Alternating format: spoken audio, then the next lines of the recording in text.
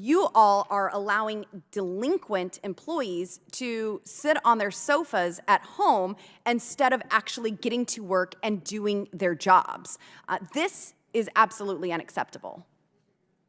So our employees are working whether they are in the office or at home, and they are. Are you monitoring the work that they are doing from home on a regular basis? Yes, we are.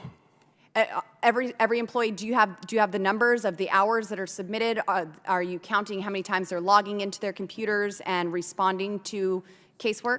So our employees are subject to the same performance management processes and oversight they are whether they're teleworking or working in an office. And we have systems in place that our managers use to schedule, assign, and track workloads.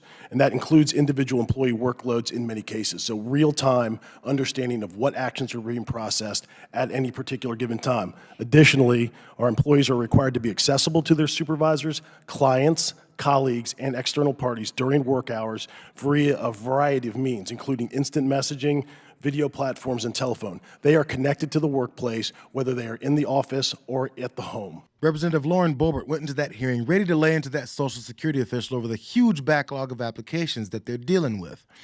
But the only problem is that she came with assumptions based off of the Republican Party narrative instead of facts. Then why is the backlogs for Social Security applicants increased from 41,000 to 107,000? Because we've been historically underfunded for a number of years now. I don't think you're underfunded. You're funded at the Nancy Pelosi levels. At the Democrat levels, we just continued that same funding.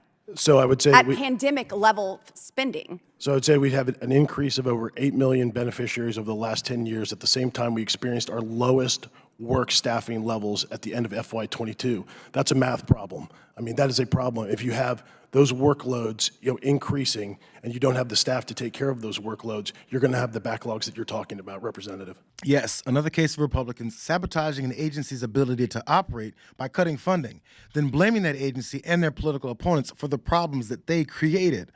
They literally operate to destroy systems, lie and complain about the destruction by blaming everyone else, then promising to do more of the same if they get reelected. They're so entrenched in this destructive cycle, they don't even know how it should work. But the one thing they do know is that they must continue to help their wealthy donors, at the expense of everyone else, of course. Democratic Representative Brendan Boyle has a simple answer. It's pretty clear on what side I come down.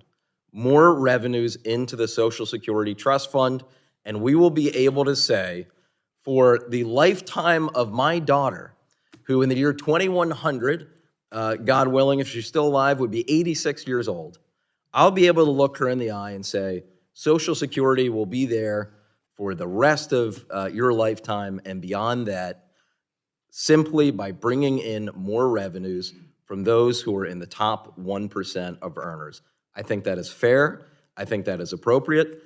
And for those who disagree, I would be very interested in seeing what their plan is. Well, their plan is a special fiscal commission to plan ways to tackle the nation's debt. But Jim McGovern clearly illustrated that these ideas only exist to avoid simple solutions that we've already heard, which is tax the wealthy and corporations instead of giving regular Americans money away to them. That I am deeply skeptical of a fiscal commission. First, there already is a bipartisan forum where these kinds of decisions should get made. It's called Congress. And we shouldn't pass the buck to a fiscal commission to do the work that we ourselves don't want to do. If we don't want to do it, maybe we should leave. There isn't some secret formula. We either cut spending, tax the rich, or a combination of both. We don't need a commission to tell us that. We just need common sense. And I want to echo what the former chairman of this committee, Mr. Yarmuth, said in October on the same issue. The problem is not the process, it's the people. There is no shortage of legislation to address our fiscal challenges.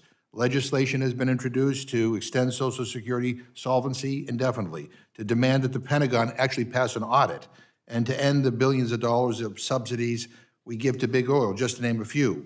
Committees and subcommittees of jurisdiction can hold hearings and markups. That's what we're supposed to do. That's what the American people pay us to do. The buck should stop with us.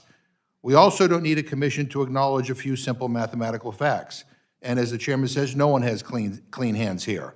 But for decades, Republicans have driven up the debt with their tax cuts for billionaires and big corporations.